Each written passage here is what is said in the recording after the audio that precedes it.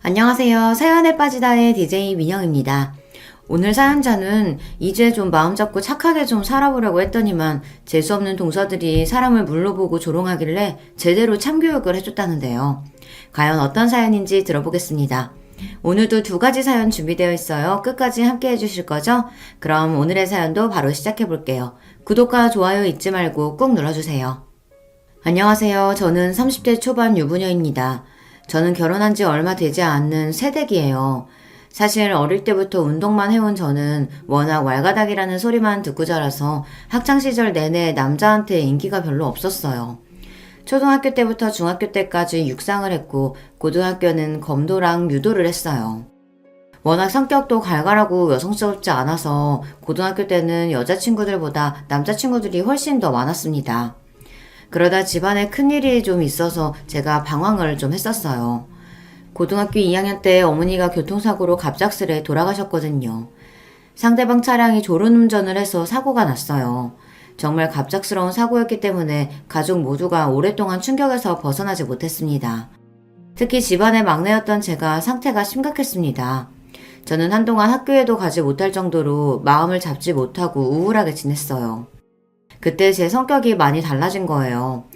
그 전까지는 운동만 하는 천덕꾸러기였는데 어머니가 돌아가신 이후엔 성격이 잔뜩 삐뚤어져서 세상이 다 싫었어요. 세상에 엄마도 없는데 제가 학교에 왜 가야 하고 밥은 왜 먹어야 하는지 이유를 찾지 못했습니다. 그 정도로 의욕이 없었어요. 그랬으니 아버지와 언니는 본인들도 힘들었을 텐데 저까지 챙기느라 고생을 했죠. 언니는 저에게 뭐라도 먹이려고 매일 핸드폰을 보고 음식을 만들어줬지만 저는 입에도 대질 않았어요. 제가 아무것도 먹지 않아 계속 말라가는 것도 문제였지만 그전에도 운동만 하고 공부는 전혀 안 하던 제가 학교까지 가지 않으니 생활기록부가 난리가 났죠. 지희야, 니만 모르는 건 아닌데 여기서 더 학교 빠지면 올해 수업 일수 모자라서 내년에 다시 2학년으로 다녀야 할지도 몰라. 그러니까 조금 힘들더라도 학교에는 나오는 게 어떠니? 아침마다 담임선생님과 친구들에게 연락이 왔습니다. 한 친구는 아침마다 모닝콜을 해주고 집 앞까지 데리러 오기도 했어요. 하지만 저는 아무것도 하고 싶지 않았습니다. 이대로 바닥으로 푹 꺼지든 하늘로 솟아나든 이 세상에서 사라지고 싶다는 생각만 들었어요.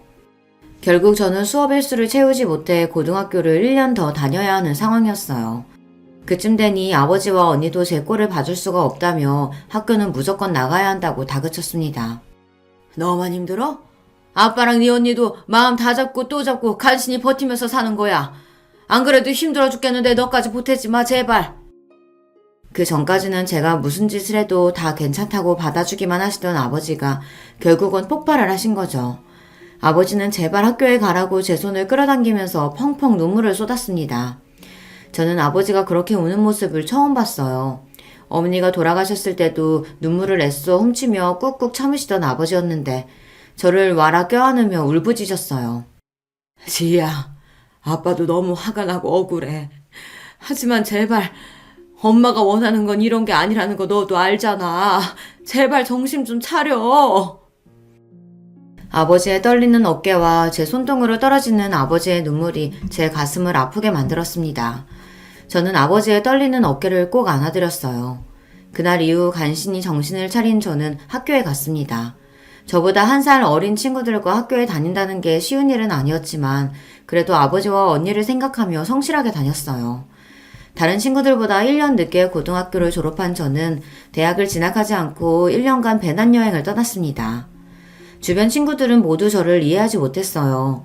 고등학교도 남들보다 1년 더 다녀서 이미 20살인데 대학도 진학하지 않고 배낭여행을 다녀오면 그때는 어떻게 살 거냐고 걱정을 했죠. 하지만 저는 그런 걱정은 하지 않았습니다. 인생이라는 게 절대 계획대로 되지 않는다는 걸 저는 이미 뼈저리게 체감한 후였기에 남들처럼 뻔하게 살고 싶지 않았어요. 1년간의 배낭여행을 다녀온 저는 대학에 진학하지 않고 무작정 닥치는 대로 아르바이트를 했습니다. 배낭여행을 하는 동안 돈이 부족하면 아르바이트를 해서 충당했거든요. 언어가 미숙하고 경험이 없어도 그냥 없는 대로 닥치는 대로 다 했어요. 한국에 돌아와서도 저는 아무 계획 없이 제가 하고 싶은 대로 하면서 살았습니다. 그러다 보니 예기치 않은 사건, 사고도 많았어요. 식당에서 설거지 아르바이트를 할 때는 사장이 아주 고약한 사람이었는데 자꾸만 알바비를 안 줘서 결국은 식당에 있는 그릇을 다 깨부수고 나온 적도 있어요. 옷가게에서 아르바이트를 할 때는 상습적으로 환불하러 오는 손님과 머리끄댕이를 잡고 싸운 적도 있습니다. 사회 경험을 쌓겠다고 닥치는 대로 일을 했지만 사회 경험이 쌓이기는커녕 싸움 실력만 더 늘었죠. 그래도 제 경험이 다 쓸모없는 건 아닌 게 아르바이트를 하다가 남편을 만났어요. 제가 새벽에 대학병원 약제과에서 아르바이트를 한 적이 있습니다. 간단한 포장 업무였는데 거기서 남편이 약사로 일하고 있었거든요. 남편은 저보다 10살이 많아요. 처음엔 그냥 아저씨라고 생각해서 편하게 지냈는데 매일 만나다 보니 사람이 다정하고 자상한 게 너무 좋은 사람이더라고요. 거기다가 남편도 여행을 좋아해서 이야기를 나누다 보면 시간 가는 줄 모르고 대화를 했습니다. 저는 살면서 이렇게 말이 잘 통하는 사람은 처음 만나봤어요. 그러다 서로 가까워져서 연애도 하고 결혼 이야기까지 나왔어요. 제가 워낙 평범하게 살아온 사람은 아니다 보니 결혼을 한다고 했을 때 주변에서 다들 놀랐어요. 특히 저희 아버지가 가장 놀라셨죠. 남 다 가는 대학도 안 가고 취직도 안 하고 살길래 결혼은 당연히 물 건너갔구나 했는데 아이고 약사 사위를 데려오다니 나 원참 신기하네. 난 지희 네가 나보다 시집 먼저 갈 거라고는 생각도 못했다. 제부 우리 꼴통 데려가줘서 너무 고마워요. 다른 부모님들은 10살 많은 남친을 결혼하겠다고 데려오면 반대하기도 한다는데 저희 아버지랑 언니는 두 팔 벌려 환영했습니다. 오히려 저처럼 대책 없는 애랑 결혼을 해줘서 고맙다고 했어요. 남친이 나이가 많아서 결혼이 급한데 동생들이 먼저 장가가서 자기만 노총각이라고 빨리 하자고 하더라고. 그때까지는 제가 철이 없어도 너무 없었습니다. 남편이 저보다 나이가 많다 보니 결혼을 서둘렀어요. 남편한테 남동생이 둘이나 있었는데 둘 다 의사라 의대 다닐 때 진짜 결혼해서 조카도 있다고 하더라고요. 그래서 집안에서 다들 본인을 노총각 취급한답니다. 아무것도 모르는 저는 그냥 좋아하는 사람하고 같이 사는 게 결혼이라고 너무 쉽게 생각했어요. 그래서 노총각 남친을 구제해주는 셈 치고 결혼을 하기로 했습니다. 그런데 제가 결혼을 너무 만만하게 생각했나 봐요. 남편과 같이 사는 건 너무 좋지만 생각하지 못한 부분들이 있었어요. 바로 시댁 식구들입니다. 저희 시댁은 제가 생각했던 것과는 너무 달랐어요. 지금 와 생각하면 제가 너무 순진했던 것 같아요. 남편도 약사인데다가 아래 동생들과 동서들도 모두 다 의사라고 했을 때 진작 알았어야 했는데 제가 너무 뭘 몰랐던 거죠. 남편의 집안은 금수저 중 금수저, 다이아몬드 수저 정도 되는 집안이었습니다. 어떻게 보면 시부모님께서 저 같은 애를 며느리로 허락하신 게 신기할 따름이었죠. 시부모님은 두 분 다 교수세요. 시아버지는 경제학 교수시고 시어머니는 간호대 교수이십니다. 두 분 다 외국에서 공부를 하고 오신 분들이라 결혼을 늦게 하셔서 연세가 많으세요. 그러다 보니 시부모님들은 저를 보시면 마냥 귀엽다고 예뻐해 주셨어요. 우리 집 맏며느리가 제일 막내로 들어올 줄 누가 알았겠어?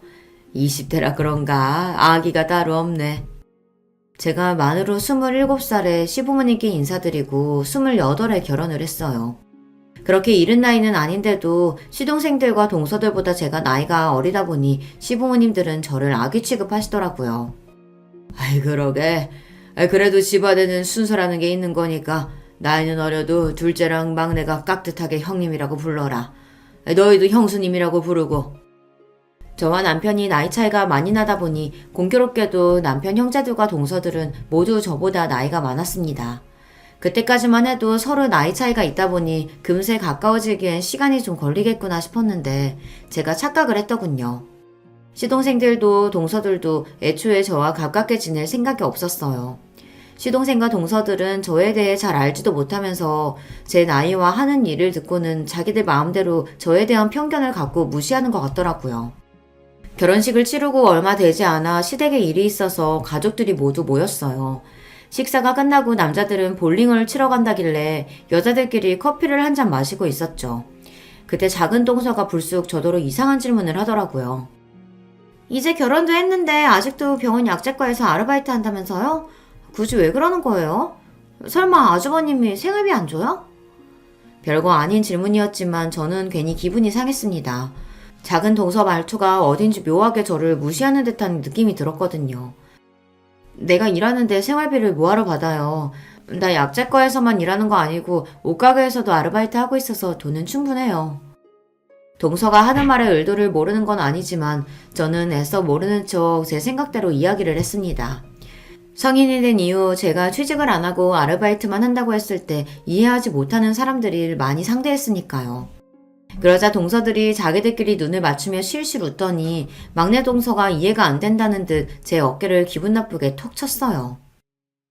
우리 형님 나이가 어려서 그런가 철이 없어도 너무 없다. 아주버님이 약재과 과장인데 아내가 같은 직장으로 아르바이트 나오면 아주버님이 뭐가 돼요. 사람들이 말은 안 해도 다들 뒤에서 쑥덕거리죠. 막내 동서랑 막내 시동생이 남편이랑 같은 대학병원에서 일해요. 그러다 보니 저와 남편이 연애할 때부터 막내 동서가 약자과에 저를 보러 온 적이 있습니다. 그때도 제가 지나가다가 인사하면 인사도 잘 안 받아주고 모르는 척 지나간 적도 있었어요.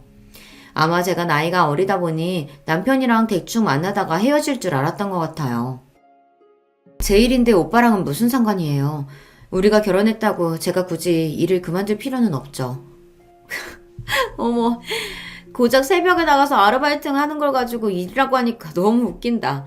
약재과에서 최저시급은 줘요? 아니면 나한테 말해요. 내가 위에다가 이야기해 줄 테니까.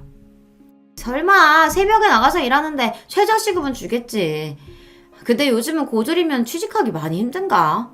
형님은 그래서 아르바이트 하는 거예요? 대학도 안 나오고 직업도 없이 30을 앞둔 상태에서 10살이나 많은 남자와 결혼한 제가 남들 보기엔 한심하다는 걸 저도 압니다. 하지만 이 모든 건 다 제 선택이었어요. 제가 책임지는 제 인생이니 제가 하고 싶은 대로 하고 사는 것 뿐입니다. 남에게 피해를 주는 것도 아니고 신세를 지는 것도 아닌데 제가 왜 동서들에게 이런 이야기를 들어야 하는 건지 오히려 제가 더 불쾌했죠. 고졸이 대졸보다 취직이 어렵긴 하겠죠. 근데 난 아직 취직하고 싶은 생각이 없어서 이력서도 안 넣어본 거라 잘 모르겠네요. 동서들과 저는 다릅니다. 서로 살아온 환경이나 방식도 다르고 가치관도 다르다 보니 이야기를 나눠봐야 서로 좋을 게 없는 관계잖아요. 그러다 보니 저는 더 이상 이야기하고 싶지 않았어요. 그런데 동서들은 뭐가 그렇게 재미있는지 제가 무슨 말만 하면 실실 웃었어요.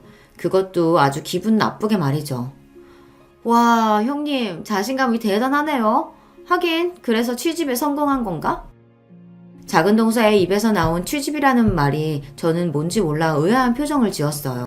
그러자 막내 동서가 저에게 취집이라는 단어를 모르냐고 대묻더니 또 자기들끼리 깔깔 웃더군요. 그러더니 하는 말이 기가 막혔어요. 취업 대신 시집이라는 말인데 우리 젊은 형님은 그런 말도 모르셨구나? 하긴 사회생활을 안 해봤으니 잘 모를 수도 있겠다. 동서들의 말에 저는 순간 얼굴이 빨개졌습니다. 동서들은 저를 능력도 없으면서 조건 좋은 남자를 골라 꼬셔 결혼한 것처럼 몰아갔어요. 근데 가만 보면 형님이 제일 승자이긴 해요. 우리는 학교 다닐 때부터 공부만 하다 힘들게 의대 가서 20년 내내 공부만 하다 의사 남편 만나서 결혼한 건데 형님은 내내 놀기만 하다가 아주버님처럼 능력있고 자상한 남편에 우리 시부모님처럼 편견 없고 다 받아주시는 좋은 분들 만난 거잖아요. 아유, 생각해보니까 좀 억울하네. 그러게, 우린 죽어라 공부하고 열심히 살아서 의사 남편을 교수 시부모님 만난 건데 형님은 노력한 것도 없이 우리 집 맏며느리 자리를 떡하니 얻은 거네요. 와, 나도 이럴 줄 알았으면 그냥 의대 가지 말걸 놀걸. 아우, 억울해. 저는 동서들 말을 듣다 너무 기가 막혀서 말문이 턱하고 막히고 말았어요. 세상에 저런 논리가 어디 있습니까? 저는 너무 황당해서 상종하고 싶지도 않았어요. 동서들은 다들 조건만 보고 결혼했나 봐요. 남편이랑 시댁을 어떻게 그런 식으로 말할 수가 있어요? 어머, 우리 형님 농담 좀 한 거 가지고 또 정색하신다. 농담이에요, 농담. 역시 우리 형님이 사회성이 좀 부족하다니까. 저는 동서들과 대화를 하다 보면 도마 위에 생선이 된 것만 같은 기분이 들었어요. 물속이 아닌 허공에 붕붕 떠있는 것도 불안한데 자기들 마음대로 이쪽으로 썰었다 저쪽으로 썰었다 사람을 가지고 노니까요. 그러던 어느 날이었습니다. 시어머니 생신이라 며느리들끼리 선물로 오래된 냉장고를 바꿔드리기로 했어요. 그래서 동서들이랑 셋이 백화점에서 만났습니다. 사실 저는 만나기 전부터 이미 긴장한 상태였어요. 결혼하고 시댁에서 동서들을 만날 때마다 썩 유쾌한 이야기를 나눈 적이 없었기 때문에 오늘은 또 동서들이 뭘 가지고 사람을 괴롭힐까 걱정됐거든요. 더군다나 남편이나 시부모님도 없이 셋이서만 만나기로 했으니까요. 그런데 역시나 동서들은 저를 가지고 놀리려고 작정을 하고 왔더군요. 냉장고를 고르고 잠깐 커피숍에 들어가 이야기를 나누는데 막내 동서가 또 뜬금없이 사람을 긁는 이야기를 꺼냈어요. 냉장고가 600만 원이니까 새 집이 200만 원씩 내면 되겠네요. 어머, 참, 이건 그냥 큰 아주머니께 말씀드릴 걸 그랬나? 큰형님은 200만 원 내기 어려우실 거 아니에요. 동서는 그런 말을 그렇게 대놓고 해. 형님 아르바이트해서 생활비도 간신히 벌 텐데 200이 있겠어? 당연히 없지. 형님 지금 안 주셔도 되니까 아주머님한테 이야기해서 200만 원 저한테 보내주세요. 제가 결제할게요. 저는 살다 이런 사람들은 처음 봤습니다.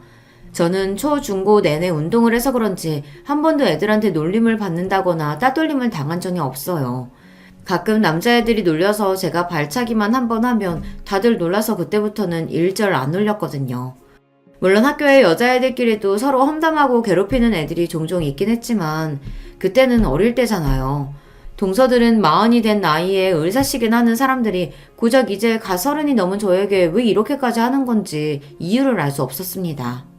단순히 본인들은 열심히 공부하고 의사돼서 이런 좋은 시댁을 만난 건데 저는 아무것도 한 거라고는 없이 좋은 시댁을 만나 편하게 누리고 사는 것 같으니 뭔가 억울하고 화가 나는 걸까 싶기까지 하더라고요. 아무리 그래도 특별한 이유도 없이 만날 때마다 사람을 무시하는데 저도 슬슬 화가 나고 스트레스가 쌓이더군요. 동서들이 내 걱정해주는 건 고마운데요. 나 20살부터 아르바이트 시작해서 모아놓은 돈 많아요. 결혼할 때 혼수랑 예단도 아버지 도움 없이 내가 다 할 정도로 모았는걸요. 그러니까 돈 200만 원 없을까봐 내 걱정할 필요 없어요. 냉장고 값은 내가 오늘 결제할 테니까 동서들이 편할 때 나한테 돈 보내줘요. 저도 괜히 자존심이 상해서 냉장고 값은 제가 먼저 내겠다고 큰 소리를 쳤습니다. 이건 돈에 대한 문제가 아니에요. 동서들의 마음 깊은 곳에 박혀있는 저에 대한 편견이 자꾸만 저를 건드렸습니다. 나이 어린 손윗동서라는 게 나이 많은 동서들에게는 쉽지 않다는 거 저도 잘 압니다. 그래서 저도 실수 안 하려고 시댁에만 가면 항상 긴장하고 조심하려고 했어요. 자꾸만 저를 무시하는 동서들에게도 저는 책 잡히고 싶지 않았고요. 그래서 말도 꼬박꼬박 존댓말을 했습니다. 그런데 동서들은 저를 너무 배려하지 않았습니다. 아니, 배려까지는 바라지도 않아요. 보통 다른 동서들끼리 지내는 정도로만 해줘도 너무 고마울 것 같아요. 그러던 중 동서들과 일이 또 있었는데요. 제 기억에 시어머니 생신 때였던 것 같아요. 시어머니께서 냉장고도 마음에 들어 하시고 예약한 식당도 맛있어서 시어머니의 생신 파티가 기분 좋게 마무리되는 것 같았습니다. 그러다 시어머니의 생신 케이크를 함께 먹으려고 잠깐 시댁에 들렸어요. 그런데 주방에서 함께 케이크와 커피를 준비하던 동서들이 굳이 또 학교 때 이야기를 꺼내며 또 저를 자극하기 시작하더라고요. 흥미없는 학교 이야기에 저는 끼고 싶지 않아 동서들의 대화에 참여하지 않았습니다. 묵묵히 커피를 준비하고 있었어요. 평소에도 동서들은 툭하면 둘이 의대 때 이야기를 하거나 인턴 때 힘들었던 때 이야기를 하면서 저를 자주 따돌렸었거든요. 그런데 그날은 이상하게 굳이 저에게 질문을 해주더라고요. 형님은 이런 이야기 재미없나? 하긴 형님이랑 우리랑은 나이 차가 있어서 세대 차이 나기는 하겠다. 형님이 나랑 7살 차이니까 11학번인가? 아니다, 12학번? 에이, 형님. 큰형님 대학 안 나왔잖아요. 학번이 어디 있어요. 대학은 안 나왔어도 친구 중에는 대학 간 사람 있을 거 아니에요. 친구들이 12학번이에요? 저는 이제 와서 동서들이랑 학번 이야기를 왜 해야 하는 건지 이해가 되지 않았어요. 하지만 대충 받아줬습니다. 그런데 그게 또 화근이 돼서 동서들이 신이 났어요. 친구들은 12학번인데 난 고등학교를 1년 더 다녀서 만약 대학 갔으면 13학번이에요. 거짓말을 할 줄 모르는 제 성격이 마음에 들지 않았던 건 그때가 처음이에요. 대충 그냥 12학번이든 13학번이든 그렇다고 할 걸 굳이 다 솔직하게 이야기를 해서 동서들에게 좋은 먹잇감을 던져줬습니다. 어머, 큰형님, 왜 고등학교를 1년 더 다니셨어요? 우리 땐 공부 못해도 졸업은 다 시켜줬었는데. 동서는 뭘 그런 걸 꼬치꼬치 물어봐. 안 들어도 뻔하지. 뭐 우리 형님 학교 다닐 때 방황을 좀 세게 했나봐요. 무슨 사고를 쳤길래 유급까지 당했어요? 썰 좀 풀어봐요. 그래요. 우리 공부만 한 범생이라 학창시절에 재미있는 썰 하나도 없는데 얘기 좀 해줘요. 순간 저는 누군가 제 목을 조여오는 것처럼 답답한 기분에 휩싸였습니다. 평소 동서들과 사이가 좋았다면 그 정도 질문 가지고 힘들지는 않았을 텐데 동서들이 어떤 의도를 가지고 저를 닥달하는지 알다 보니 숨이 더 막히더군요. 그때였어요. 케이크를 가지러 주방에 들어온 남편이 동서들이 하는 이야기를 들었는지 인상을 구겼습니다. 재수씨들은 뭐가 그렇게 재밌어서 사람을 몰아붙여요. 이 사람 고등학교 때 어머니가 사고로 돌아가셨어요. 그래서 학교에 못 나갔던 거고요. 이제 좀 궁금한 게 풀렸어요? 저희 친정어머니가 고등학교 때 사고로 돌아가셨다는 걸 남편이 시부모님께는 결혼 전에 말씀드려 알고 계셨지만 시동생들과 동서들은 모르고 있었어요. 굳이 자세하게 설명할 일은 아니라고 생각해서 그냥 돌아가셨다고만 했습니다. 동서들에게 남편이 이런 식으로 이야기할 일은 아니었지만 동서들이 자꾸만 저에게 선을 넘으니 남편도 화가 났던 것 같아요. 형님은 그런 일이 있었으면 그냥 얘기를 하시면 되지. 사람 민망하게 또 왜 가만히 계셨어요? 그러게 괜히 우리만 또 나쁜 사람 됐네. 아주버님 저희는 정말 몰라서 그런 거예요. 나쁘게 생각하지 마세요. 동서들은 당황한 얼굴로 남편에게 일부러 그런 게 아니라고 변명을 하며 급하게 주방을 나갔어요. 남편은 동서들이 나가자마자 걱정스러운 표정으로 이런 일이 또 있었냐고 저에게 물었어요. 하지만 저는 처음 있는 일이라고 대충 둘러댔습니다. 안 그래도 저와 동서들 사이를 남편은 항상 주시하고 걱정하고 있었는데 사소한 일로 괜히 신경 쓰게 하고 싶지 않았거든요. 그리고 저도 그제서야 동서들이 어떤 사람인지 감이 좀 잡혔습니다. 사실 그 전에는 동서들이 저를 무시하고 말도 안 되는 막말을 했어도 시간이 지나면 저러다 말겠거니 했어요. 저보다 나이도 많고 배울 만큼 배웠다는 사람들이니 그 정도로 개념이 없는 사람일 거라고 생각했거든요. 그런데 제가 사람을 잘못 봐도 한참 잘못 봤더군요. 동서들은 개념이 없는 정도가 아니라 기본적인 인성 자체가 글러먹은 인간들이었어요. 더는 상정할 필요 없겠다 싶었습니다. 하지만 제가 아무리 상정하고 싶지 않다고 해도 가족으로 엮인 관계이다 보니 아예 안 보고 살 수는 없었습니다. 그나마 다행인 거는 동서들이 둘 다 의사다 보니 병원 일이 바빠 시댁 행사에 자주 빠지는 일이 많았어요. 명절에도 병원에 일이 있으면 출근을 해야 한다고 해서 명절에 시댁에 며느리는 저만 간 적도 허다했습니다. 그때마다 시부모님은 저에게 부담을 주는 것 같다고 저도 오지 않아도 된다고 하셨어요. 이번 명절에 둘째 막내 둘 다 근무를 하고 명절 지나고 온다고 하네. 우리는 제사도 없고 특별히 할 일 없으니까 그네 너도 그냥 일찍 친정 가서 쉬어. 아니면 둘이 여행이라도 다녀오던지. 동서들이 거지 같아도 제가 시댁에 가는 걸 싫어할 수 없는 게 시부모님은 너무나도 좋으신 분들이에요. 주변 친구들한테 이야기하면 세상에 너희 시부모님 같은 분들이 없다고 할 정도로 너무 좋으세요. 평소에도 절대 먼저 전화하시는 일도 없고 제가 안부 전화를 일주일에 한 번 정도 드려도 번거롭게 전화하지 않아도 된다고 편하게 이야기해 주시죠. 거기다가 명절에도 일이 있으면 올 필요 없다고 항상 먼저 이야기를 해주세요. 더군다나 저와 남편이 결혼하고 2, 3년 동안 아이를 갖지 않았는데도 한 번도 아이는 언제 가질 거냐는 식의 이야기를 꺼내신 적도 없습니다. 오히려 동서들이 쓸데없는 참견을 하기는 했지만요. 큰형님은 결혼한 지 꽤 된 것 같은데 왜 애를 안 가져요? 한 살이라도 어릴 때 가져야지. 나이 먹어서 키우려고 하면 너무 힘들어요. 혹시 우리 아주버님이 나이가 많아서 영 안 생기는 건가? 동서들은 둘 다 결혼하자마자 애를 낳아서 조카들이 벌써 다들 초등학교 고학년이에요. 동서들은 둘 다 일이 바쁘다 보니 친정에서 애들을 다 봐주시는 것 같더라고요. 요즘은 여자가 젊어도 안 생기는 경우가 많던데 어차피 낳을 생각 있는 거면 하루라도 빨리 병원에 가봐요. 아주버님 나이도 있는데 더 늦어지면 못 낳을걸요? 제가 먼저 애 낳고 싶다고 말한 것도 아닌데 동서들은 우리 부부가 애를 낳네 못 낳네 하면서 자기들끼리 떠들었어요. 참 저에게 관심이 많았습니다. 우리는 연애할 때부터 아이는 생기면 낳고 안 생기면 그냥 둘이 재밌게 살자고 이야기했던 거라 굳이 걱정 안 해요. 남편도 저도 둘 다 결혼했다고 꼭 아이를 가져야 한다고 생각하는 편은 아니라서 아이 문제는 구체적으로 생각해 본 적이 없었어요. 형님은 참 눈치도 없다. 그 말을 믿어요? 남자들 100이면 100, 다들 애가 있든 없든 상관없다고 말해요. 근데 그거 다 여자 부담 가질까봐 하는 말이지 속으로는 다 낳고 싶어 하죠. 우리 신랑도 애 안 낳아도 된다더니만 결혼하고 반년 지나자마자 왜 애가 안 생기냐고 병원 가보자고 했다니까요. 동서 말이 맞아요. 아주버님 우리 애들 태어났을 때 얼마나 예뻐했는데요. 자기 자식 낳으면 아주 난리 날걸요? 맞다. 아주버님 아기 엄청 좋아하시지? 우리 큰형님이 빨리 아기 하나 낳아줘야겠네. 동서들과 이야기를 나누다 보면 마음이 항상 무겁고 답답해요. 듣다 제가 알아서 하겠다고 한마디 하려던 참이었는데 저희 이야기를 들으셨는지 시어머니께서 나서서 제 편을 들어주셨습니다. 너희들은 아직 결혼한 지 얼마 안 된 사람한테 무슨 그런 이야기를 하고 있어? 애 낳고 말고는 부모가 될 사람들이 결정하는 건데 큰애들이 둘이 어려나 알아서 하겠지. 시부모님과 대화를 하다 보면 시부모님이 아니라 마치 친정 부모님과 이야기를 하는 것 같다고 느낄 때도 많아요.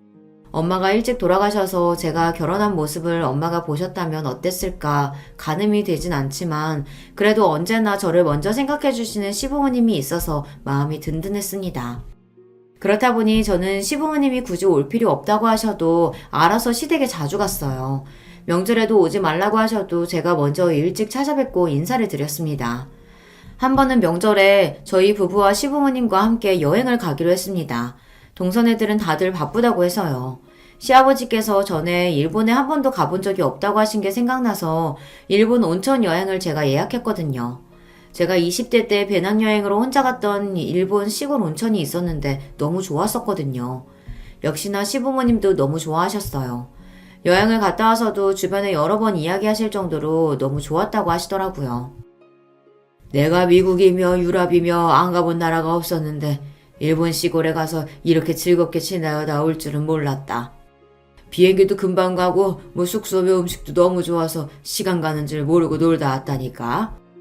우리 큰며느리 덕분에 우리가 아주 호강했어. 시아버지는 워낙 출장이 잦으셔서 젊어서부터 안 가본 나라가 거의 없으신 분인데 원래 여행은 별로 안 좋아하신대요. 비행기 타는 것도 싫어하시고요. 그런데 이번 일본 여행은 제가 하나부터 열까지 준비를 너무 잘해서 좋았다고 하셨습니다.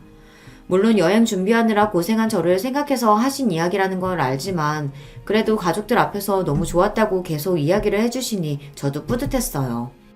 그런데 시아버지께서 저를 칭찬하시는 게 동서들은 또 마음에 안 들었나 봐요. 굳이 싫은 소리들을 한마디씩 보태더군요. 큰형님, 천상 곰인 줄 알았더니만 이제 보니 아주 여유가 따로 없네요. 우리 바쁜 틈에 어느새 그렇게 아버님께 여우짓을 해서 점수를 땄어요. 아버님이 아주 큰형님 칭찬만 해서 우리는 아주 민망해 죽는 줄 알았어요. 작은 동서는 말로만 저에게 형님이라고 하지 사실 저를 거의 아랫사람보다 못한 취급을 해요. 저보다 나이가 훨씬 많으니 웬만해선 저도 넘어갔는데 그날은 말을 대놓고 재수없게 하더군요. 동서가 내가 많이 부러웠나 보네. 아버님한테 점수 딴 게 부러우면 동서들도 어머님 아버님 좀 챙겨요. 매일 일만 하지 말고. 그날은 저도 시아버지의 칭찬에 어깨에 뽕이 좀 들어갔어요. 그런지 동서들을 내려다보며 은근히 반말을 좀 섞기도 했어요. 동서들은 제 행동에 기가 막혀서 할 말이 없는지 입을 꾹 다물더군요. 솔직히 동서 둘 다 항상 일 핑계로 시부모님을 챙기지 않는 건 사실이니까요. 그러던 어느 날이었습니다. 저에게 좋은 일이 하나 생겼습니다. 1년 넘게 준비했던 자격증을 다 취득하고 취직까지 됐어요. 사실 하고 싶은 일도 좋아하는 일도 딱히 없었던 저는 평생 그때그때 하고 싶은 일을 아르바이트로 하면서 살아갈 생각이었습니다. 어딘가에 소속되지 않고 다양한 사람들을 만나는 경험이 저는 좋았거든요. 그런데 결혼도 하고 주변에 자신의 꿈을 위해 열심히 사는 사람들을 보다 보니 저도 뭔가 해내고 싶다는 생각에 난생 처음으로 마음을 다잡고 공부를 했어요. 워낙 공부한 지 오래되기도 했고 이제 나이도 있다 보니 젊은 친구들보다는 시간이 좀 걸렸지만 그래도 항상 곁에서 응원해주는 남편과 시부모님 덕에 해냈습니다. 저는 감사한 마음을 보답하고 싶은 마음에 가족들을 집으로 초대했습니다. 늦은 나이에 부끄럽지만 첫 번째 정규직 취직을 축하하고 싶어서요. 그런데 예상대로 목대먹은 동서들은 이런 날까지 초를 치더군요. 신이 나서 이것저것 준비해놓은 저를 보고는 한다는 소리가 기가 막혔어요. 아이고 우리 형님 무슨 대단한 일 하셨다고 이렇게 요란하게 준비를 했어요? 뭐 취직이라고 해봤자 아르바이트랑 별반 차이 없지 않아요? 그거 연봉 3천은 받아요. 그거 가지고 무슨 파티까지 해요. 누가 보면 의사 면허라도 딴 줄 알겠네. 그러게요. 나이 30 넘어서 간호조무사 자격증 하나 따서 고장 요양병원에 취직했으면서 그걸 가지고 파티까지 해요? 아휴 나 같았으면 너무 민망할 것 같은데. 형님, 지금이라도 제가 우리 병원에 자리 알아봐드려요? 요양병원 할머니, 할아버지들만 득실돼서 그 돈 받고 일하기 빡셀 텐데. 동서들은 제 걱정을 한다는 명분으로 신이 나서 비아냥거렸습니다. 평소 같으면 들을 가치도 없다 싶어서 대꾸도 안 했을 텐데 그날은 어쩐지 속이 많이 상하더라고요. 저는 갑자기 울컥하는 마음이 들어 그 자리를 피해버렸습니다. 이러다가 동서들 앞에서 주책맞게 눈물을 쏟을 것 같아서요. 화장실로 급하게 들어가려던 그때 집에 도착하신 시아버지와 정면으로 딱 마주쳤어요. 눈에 눈물이 가득 고인 저를 발견한 시아버지께서는 놀라서 어쩔 줄 몰라 하셨습니다. 그네야, 너 무슨 일이야? 이 좋은 날 갑자기 왜 울고 그래? 시아버지의 다정한 목소리에 저는 순간 이성을 잃고 말았어요. 저는 결국 참지 못하고 시아버지 앞에서 눈물을 쏟아내고 말았습니다. 아버님, 그게 사실은요, 동서들이... 시아버지에게 일러바칠 생각은 아니었는데 이미 한 번 터진 울음은 멈출 생각을 하지 않았습니다. 저는 어린아이처럼 눈물을 펑펑 쏟으며 시아버지에게 하소연했어요. 그날 있었던 일뿐만이 아니라 지금까지 있었던 일까지 전부 다요. 평소에도 동서들이 고졸에 제대로 된 직업도 한번 가져본 적 없는 저를 무시하고 가족으로 생각하지도 않았지만 오늘은 동서들의 행동에 너무 화가 나서 도저히 참을 수가 없었거든요. 다른 날도 아니고 저에게 좋은 일이 있어서 기쁜 마음으로 초대한 건데 동서들이 너무 무례했어요. 생각 같아서는 동서들의 머리끄댕이라도 잡고 본때를 보여주고 싶었지만 기분 좋은 날 분위기를 망치고 싶지 않아 꾹 참다 보니 저도 모르게 시아버지 앞에서 눈물이 터져버렸습니다. 시아버지는 제 등을 연신 토닥여 주시더니 그만 울라고 하셨습니다. 제 이야기를 끝까지 들은 시아버지는 순식간에 표정이 차갑게 변해버렸어요. 그러고는 생각지도 못한 일이 벌어졌습니다. 그네, 네가 잘못한 것도 없는데 울긴 왜 울어? 안 되겠다. 내가 이것들을 아주 혼쭐을 내줘야지. 그때까지는 저는 시아버지께서 저를 위로하려고 그냥 하시는 말씀인 줄 알았어요. 평소 누구에게도 화내는 걸 본 적 없는 시아버지께서 며느리들에게 혼쭐을 낸다는 건 상상도 안 됐으니까요. 그런데 시아버지께서도 제 말에 화가 많이 나셨는지 평소 한 번도 본 적 없는 표정으로 집 안으로 들어가 동서들과 가족들을 모두 다 불렀습니다. 그러더니 하시는 말이 놀라웠어요. 지금부터 내가 하는 말 잘 들어라. 우리 맏며느리가 굳이 일 안 해도 문제없이 살고 있었는데 갑자기 간호조무사 자격증 딴 건 다 나 때문이다. 생각지도 못한 시아버지의 말씀에 거실에 모인 가족들은 다들 의아한 표정을 지었습니다. 제가 간호조무사 자격증을 딴 게 시아버지 때문이라니 말도 안 되는 소리니까요. 아버지, 그게 무슨 말씀이세요? 형수가 아버지 때문에 간호조무사 자격증을 왜 따요? 동서들은 그게 무슨 소리냐고 다들 한마디씩 보탰습니다. 그러자 시아버지께서 잔뜩 날카로워진 눈빛으로 동서들을 쏘아보았어요. 그러고는 잔뜩 화가 난 말투로 단호하게 말씀하셨습니다. 집에 의사가 발에 치이게 있으면 뭐하냐? 부모 몸에 이상 생기는 것도 전혀 몰랐으면서. 내가 얼마 전부터 말하는 속도가 자꾸 느려지고 움직이는 속도도 느려지는 것 같아 그네 보고 병원에 가자고 했다. 나는 별거 아니라고 괜찮다고 계속 그랬는데 그대가 병원에서 일하면서 나랑 비슷한 증세로 병원에 왔던 환자 봤다면서 고집 부렸다. 무조건 병원에 가야 한다고. 그때까지도 동서들은 대수롭지 않다는 듯 콧방귀를 꼈습니다. 오히려 저를 째려보고 있었어요. 그네가 하도 걱정을 하길래 못 이기는 척 같이 병원에 갔는데 글쎄 내가 파키스병 초기라더라. 시아버지의 말에 가족들은 그제야 모두 놀라 입을 쩍 벌렸습니다. 저와 저희 남편 말고 다른 가족들은 아무도 모르고 있었으니까요.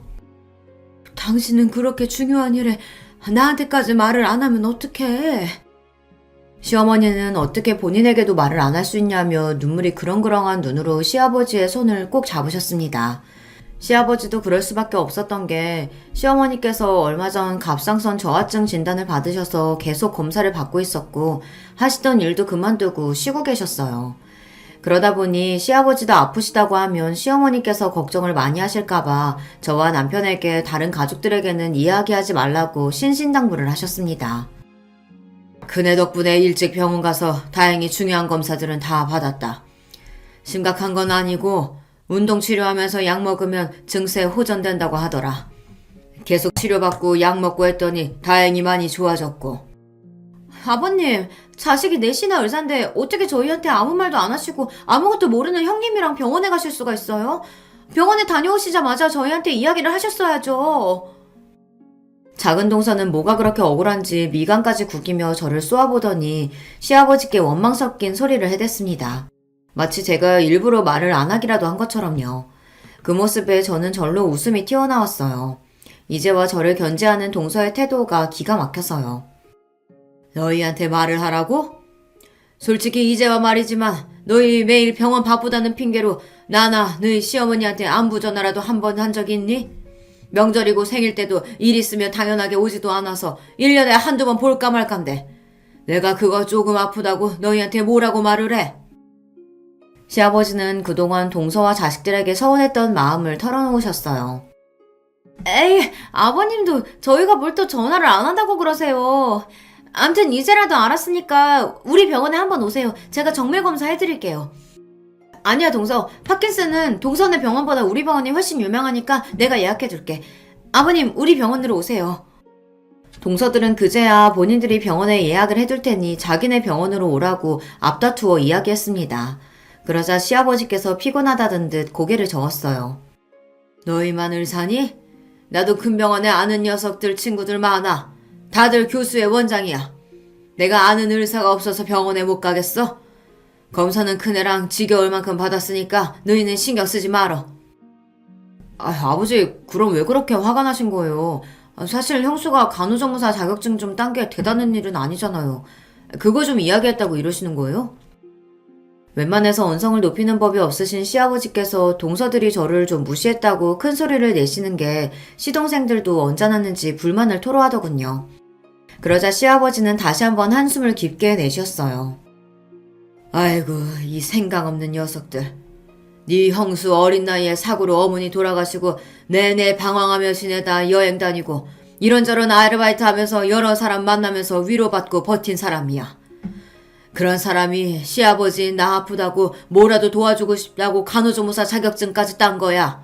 요양병원으로 취직한 것도 그 병원에 파킨슨 요양 환자가 많다는 소리 듣고 바로 이력서 넣었고 내 병에 대해서 공부해서 옆에서 도와주겠다고.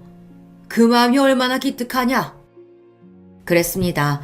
사실 공부에 공짜도 모르는 제가 갑자기 간호조무사 공부를 시작한 건 시아버지께서 파킨슨병 초기라는 것을 알게 된 뒤였습니다. 제가 병원 약제과에서 일하면서 병원에 대기하고 계신 분들을 만날 일이 많았어요.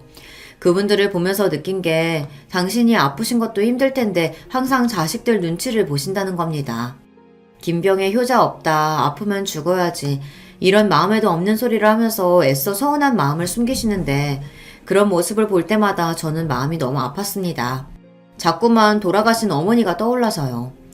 저희 어머니는 사고로 갑작스럽게 돌아가셨다 보니 가족들과 인사를 나눌 새도 없이 가버리셨어요. 저는 그게 너무 힘들었습니다. 어린 마음에 차라리 우리 엄마가 수술을 하든 식물인간이 되든 정신이라도 살아있어서 병원에라도 누워만 있었으면 좋겠다. 그럼 얼굴이라도 볼 수 있었을 텐데 그런 마음이 있었거든요. 그러다 보니 친정아버지나 시부모님께서 연세가 드셔 건강에 문제가 생기시면 그때는 내가 무슨 일이 있어도 곁에서 외롭지 않게 해드려야지, 엄마에게 못한 몫까지 다 해드려야지 그런 마음을 가지고 있었습니다. 그런 와중에 저에게 언제나 다정하셨던 시아버지께서 제가 병원에서 만났던 환자분과 비슷한 증세를 보이시니 덜컥 겁이 나더라고요. 그래서 우겨서 병원도 모시고 가고 어떻게든 병증이 좋아지셨으면 좋겠다 싶은 마음에 공부도 한 거예요. 저는 시동생이든 동서들처럼 의사도 아니고 남편처럼 약사도 아니지만 제 위치에서 시아버지를 위해 할 수 있는 일이 뭐가 있을까 고민하다가 생각해서 결정한 일이었어요. 그리고 생각보다 간호조무사 일이 저랑 잘 맞았습니다. 안 해본 아르바이트 없이 이런저런 일을 하면서 느낀 게 저는 사람을 만나고 사람을 돕는 일이 적성에 맞더라고요. 누가 내 마음을 알아줬으면 좋겠다라는 마음으로 시작한 건 아니었지만 시아버지께서 그런 저의 마음을 알아주시고 이해해주시니 저는 그것만으로도 마음이 싹 풀리는 것 같았습니다. 앞으로는 동서들이 제 앞에서 무슨 소리를 하더라도 다 무시하고 이겨낼 수 있을 것 같았어요. 그대는 나이는 어려도 우리 집 며느리들, 아니 우리 집 자식 중에 제일 그릇이 크고 마음이 깊은 애다. 앞으로 한 번만 더 큰애 마음 상하게 하는 일 있으면 그거 내가 가만히 안 있을 거니까 그런 줄 알아. 시아버지의 단호한 말투에 그전까지 궁시렁거리던 시동생들과 동서들은 입을 딱 다물어 버렸습니다. 더군다나 거기서 끝이 아니었어요. 시아버지는 동서들에게 다가가 지금 당장 저에게 사과를 제대로 하라고 하셨습니다. 왜들 그러고 있어? 잘못한 일이 있으면 사과해야지. 어디 감히 손이 형님한테 최저시급이니 고작 요양병원이니 그런 소리를 해? 너희들은 의사라는 것들이 병원에서 같이 일하는 동료들을 그런 식으로 생각하냐? 아니에요, 아버님. 제가 병원 생활이 몇 년인데 설마 간호조무사들을 그렇게 생각하겠어요. 그럼 네 형님한테 왜 그런 소리를 한 거야?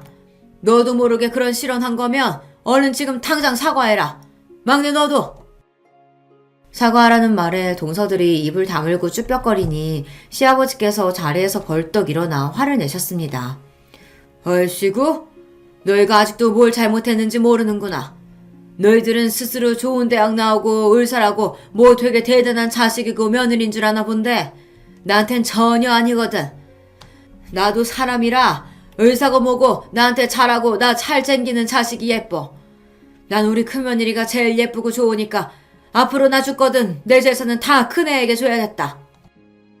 동서들이 시아버지의 말을 듣고도 사과를 하지 않은 게 마음에 들지 않으셨는지 시아버지는 갑자기 폭탄 발언을 하셨습니다.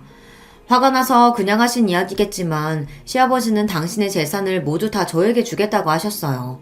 그러자 시동생들이 다들 놀라서 벌떡벌떡 자리에서 일어났습니다. 아버지, 아무리 화가 나도 그렇지 무슨 그런 소리를 하세요. 당신 이런 소리 듣고도 그렇게 입 쿡 다물고 있을 거야? 빨리 형수한테 가서 사과해. 그래, 아버지 한번 말하면 절대 안 바꾸시는 거 몰라? 빨리 그냥 잘못했다고 해. 시동생들은 시아버지의 입에서 재산 이야기가 나오자 당황해서는 동서들을 닥달했어요. 빨리 저에게 사과하라고요. 그러자 동서들은 입술을 꽉 깨물며 제게 다가왔습니다. 형님, 제가 실언을 했어요. 죄송해요. 다시는 안 그럴게요. 저도 죄송해요. 사과라고 해봐야 시아버지의 호통에 엎드려 절박이었지만 저는 그런대로 기분이 나쁘지 않았습니다. 결혼하고 지금까지 동서들에게 별의별 소리를 다 들었어도 한번 미안하다거나 실언이었다거나 그런 소리는 저 잘난 입으로 들어본 적이 없었는데 풀이 잔뜩 죽어서 잘못했다고 하니 속이 좀 풀리기는 하더군요. 더군다나 그 이후로는 동서들도 제 앞에서 말조심을 했어요.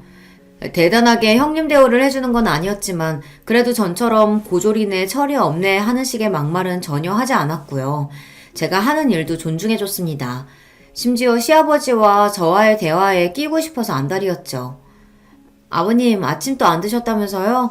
제가 말씀드렸잖아요. 파킨슨은 규칙적인 식사가 제일 중요하다고요. 요즘 자꾸 늦잠 주무시고 아침 운동도 안 하신다면서요? 그러다가 또 약 늘리시려고 그러세요? 아이고 선생님, 저번에 병원 갔을 때 한 교수가 나 좋아졌다고 하는 소리 같이 들었잖아요. 오늘은 진짜 피곤해서 늦잠 좀 자고 싶어서 그런 거니까 이해해줘요. 자꾸만 제가 시아버지에게 시도 때도 없이 전화하고 찾아와서 잔소리를 하니 시아버지는 저를 선생님이라고 부르셨어요. 담당 교수보다 제가 더 무섭다고요. 아버님, 형님 말이 맞아요. 잠도 좋지만 아침 운동은 꼭 하셔야 해요. 형님도 출근하시기 전에 매일 아버님 운동했나 안 했나 체크하시느라 고생인데 말 좀 들으세요. 시아버지의 폭탄 발언 이후 동서들은 180도 달라졌어요. 물론 사람이 변할 리는 없죠. 속으로는 무슨 생각을 하고 제가 없을 때는 동서 둘이 뭐라고 떠드는지는 몰라도 최소한 제가 있는 앞에서는 이제 저를 무시하는 말을 하지는 않아요. 형님, 제가 의사인데 제 말이 맞죠. 요양병원에서 환자 좀 돌봤다고 그게 단줄하세요? 동서, 형님한테 그게 무슨 말버릇이야. 아니, 제가 형님을 무시한 게 아니라 죄송해요. 제가 원래 성격이 급해서 이건 그냥 실수한 거니까 아버님한테 이야기하지 마세요. 물론 간혹 습관처럼 저를 무시하던 습관이 아직 튀어나오긴 하지만 얼른 말을 주워 담으며 곧바로 미안하다고 사과를 합니다. 혹시나 또 제가 시아버지에게 일러바치기라도 할까봐요. 시아버지 덕분에 동서들과 지내는 게 전처럼 힘들지는 않아요. 그리고 저도 요양병원 일이 생각보다 고되다 보니 다른 데 신경 쓸 여력이 없습니다. 지금은 제 일과 시아버지의 건강이 제일 중요해요. 그러다 보니 생각 없는 동서들과 신경전을 할 여유 같은 건 없는 거죠. 이렇게 나이가 들다 보면 언젠가는 동서들과도 그 전에 있었던 일을 웃으면서 농담처럼 말할 수 있을 때가 올 거라고 기대합니다. 제가 이제는 어머니를 떠올려도 더는 억울한 마음이 들지 않는 것처럼 말이죠. 여러분은 저와 같은 경험을 하신 적이 있으세요? 절대 용서할 수 없을 것만 같은 대상을 용서한 적이요. 그런 경험이 있으시다면 댓글로 남겨주세요. 저와 비슷한 일을 겪으신 분들의 댓글을 보면 저도 다시금 마음을 다잡고 용기를 내며 살 수 있을 것 같습니다. 두서없이 써내려간 저의 이야기 끝까지 들어주셔서 감사해요. 여러분의 가정에는 언제나 행복한 일만 가득하시길 바랄게요. 안녕하세요. 저는 30 중반의 여성입니다. 날도 더운 김에 제가 겪었던 아주 황당한 이야기 하나를 여러분하고 나눠보고 싶어서 사연을 보내봐요. 저는 결혼했지만 전업주부는 아니고요. 나름 열심히 일하고 경력에 욕심이 있는 잘 나가는 아줌마입니다. 비록 결혼하고 유부녀가 되었어도 최소한의 휴직만 빼고는 계속 일을 하고 있어요. 현재는 변호사로 법조계에서 일을 하고 있습니다. 결혼은 20대 후반에 했어요. 남편은 동갑의 같은 업계 사람이었고요. 사람이 참 순하면서도 착해서 좋아했어요. 사실 제가 이렇게 말하면 많은 분들이 안 믿고는 하는데요. 왜냐하면 남편이 꽤 잘생기고 키도 커서 대부분의 사람들이 제가 남편 얼굴을 보고 좋아했을 거라고 생각하더라고요. 뭐 잘생긴 외모가 분명히 플러스가 된 부분은 있었죠. 하지만 그게 다는 아니라는 거를 잘 알았기 때문에 그저 잘생기기만 했다면 결혼까지 하지는 않았을 겁니다. 저도 나름대로 잘 사는 부모님이 있고 저 자신도 꽤 괜찮은 능력을 가진 아가씨였으니까요. 남편도 사실 제가 그렇게 자신감 넘치는 부분을 좋아했다고 하더라고요. 남편의 집도 괜찮게 사는 집이었어요. 저희 집은 부모님이 두 분 다 의사셨고 병원이 있었는데 남편네는 시아버님이 기업 쪽 좀 높은 분이셨죠. 그렇다고 뭐 장급이거나 그 정도는 아니셨고 승진을 쭉 하셔서 나름대로 임원 자리에는 오르신 분이었어요.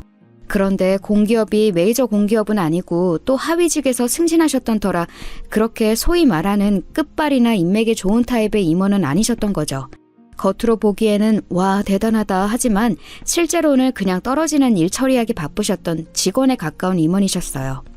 이걸 제가 왜 정확하게 아냐 하면 그 기업 일을 맡아서 해드렸던 로펌이 저희 회사였거든요. 이래저래 법정 소송 같은 게 걸려 있어서 그거 해결해 드리려고 거래를 했는데 당시에는 남편하고 사귀는 사이도 아니었고요. 그런데 자세히 회사 사정을 알고 나니까 시아버지가 그런 분이시더군요. 그때 일 처리가 잘 되어서 좋은 관계로 끝났고 로펌 차원에서는 쭉 계약도 이어졌지만 저는 이직하느라고 거길 나왔고요. 그런데 그 이후에 이직한 곳에서 남편을 만나게 된 거였고요. 저희 시댁에서 저를 참 많이 예뻐하셨답니다. 제가 그렇게 막 사근사근한 성격은 아니에요. 그런데 제가 일하는 모습을 직접 보셨던 시아버지께서는 우리 며느리가 아주 똑똑하고 딱 부러진다면서 저 같은 사람이 조직에 있으면 정말 무척 좋다고 칭찬을 많이 하셨었지요. 시아버지께서도 남편이 저를 며느리감이라고 데려왔을 때 많이 놀라셨지만 또 기쁘셨다고 하기도 하셨어요. 저도 물론 놀라기는 했었지만요. 남편은 밑으로 두 동생이 있었어요. 한 명은 남동생, 한 명은 여동생. 보통 시누이가 골치 아플 거라고 생각하고는 하는데 저희 시누이는 저하고 되게 쿵짝에 잘 맞는 사람이었어요. 시누이는 여성스럽거나 새침한 타입이 아니고 좀 호방하고 호쾌하다고 할까? 웃음소리도 크고 이런저런 궁리 없이 직설적으로 말하고 그 자리에서 감정 풀어버리는 타입이었거든요. 저보다 나이는 어려도 굉장히 호탕한 사람이라서 제가 무척 좋아하게 되었어요. 그래서 뭐 별다른 일이 없어도 시누이가 저의 직장 근처로 왔을 때 같이 커피 마시고 식사도 하고 제가 시누이의 직장 근처로 가면 같이 공연도 보고 그랬었죠. 시누이가 공연 제작 관련 일에 종사하고 있었거든요. 그래서인지 아주 오빠들 휘어잡는 카리스마도 대단했고요. 도리어 시동생이 좀 거슬리는 타입이었어요. 어릴 적에 시동생이 남편보다 공부를 더 잘했다고 하더라고요. 초등학교 때부터 고등학교 때까지 쭉 그랬대요. 남편은 그냥 중학교 때 평범하게 반에서 3등 안에 드는 모범생이었고 시동생은 전교에서 노는 우동생이었다고 하고요. 그러니 시동생은 특목고를 목표로 하다가 결국 외고로 진학해서 거기서도 공부를 잘해서 우수한 성적을 거뒀다고 들었어요. 그런데 그러다가 대학 시험에서 삐끗 실수를 해서 재수를 하게 되었던 거죠. 근데 재수를 해도 결과가 안 좋아서 결국 대학은 남편이 더 좋은 대학과 과를 나오게 된 거였고요. 시동생은 대학에 가서 공부를 정말 열심히 했지만 학점은 엄청나게 좋게 받고 계속 장학금을 받았는데도 취업도 굉장히 어렵게 했다더군요. 그렇게 열심히 공부한 학생이 만약 이과였다면 성격에 상관없이 좋은 곳에 취업을 했을지도 모르는데 안타깝게도 문과에 심지어 경영학과였거든요. 본인은 마케팅을 하고 싶어 했고요. 그런데 문제는 시동생이 사회성이 진짜 모자랐다는 거였어요. 시동생은 누구하고 얼굴 맞대고서 말하는 것도 힘들어했고 사교성은 아예 없었거든요. 마케팅 쪽은 많은 사람들 앞에 나가서 기획 설명하고 발표하는 것도 많은 직종인데 시동생이 그걸 할 수 있을 리가 없었죠.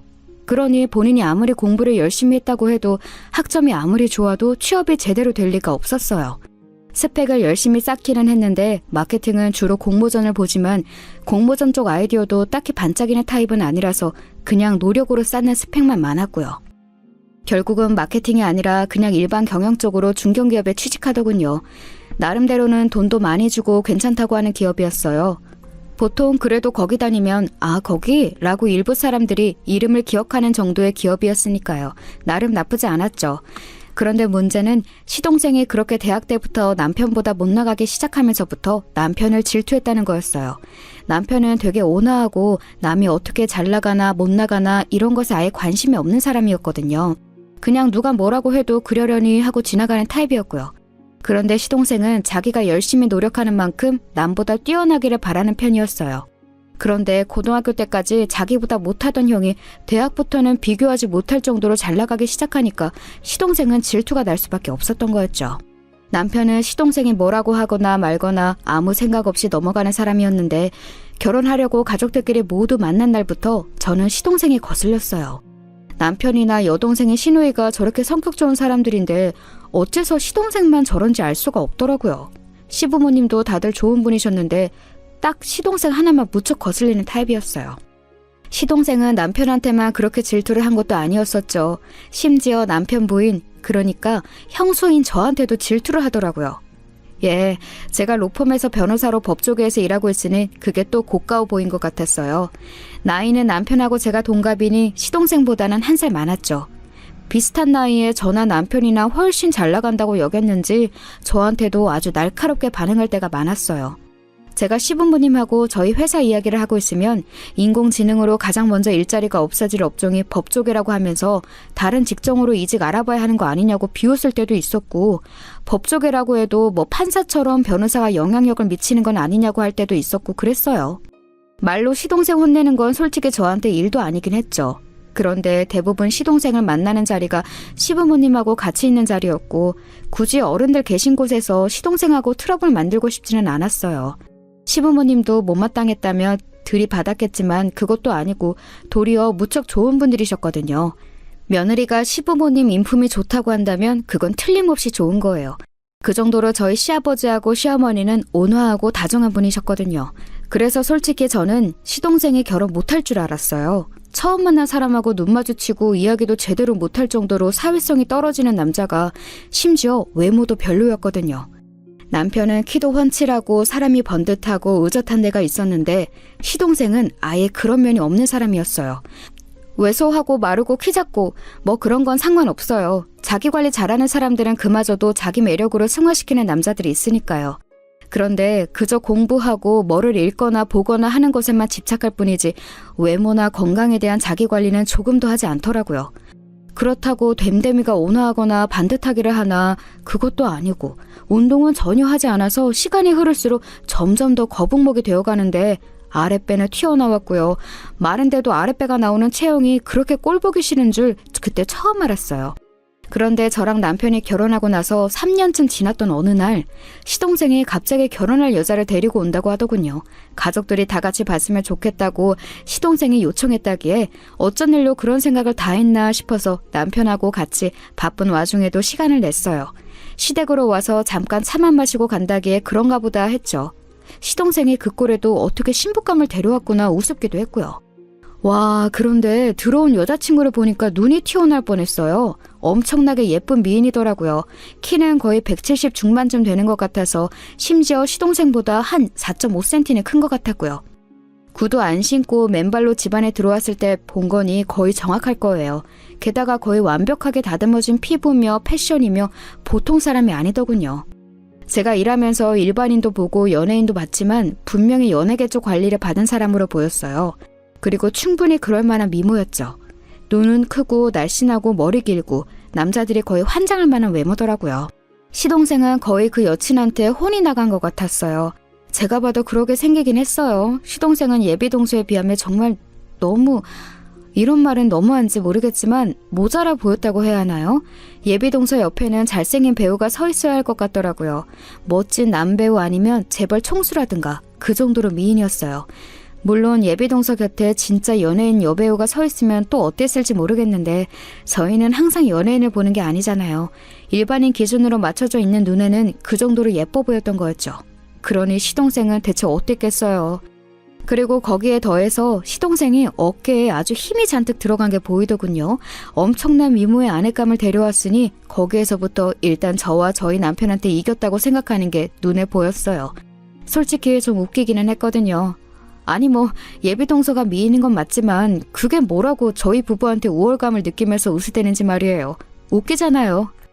이야기를 나누다 보니 예비동서는 미인대회 출신이더군요. 그렇다고 미스코리아급은 아니고 무슨 지방 쪽에도 미인대회가 있었나 봐요. 저는 그런 쪽에는 통 관심이 없어서 잘 몰랐는데 미스코리아가 아니어도 대단한 대회라면서 시동생이 거의 침을 튀겨가면서 열변을 토했어요. 미인대회 출신이건 아니건 이미 보이는 그대로 대단히 미인이던걸요.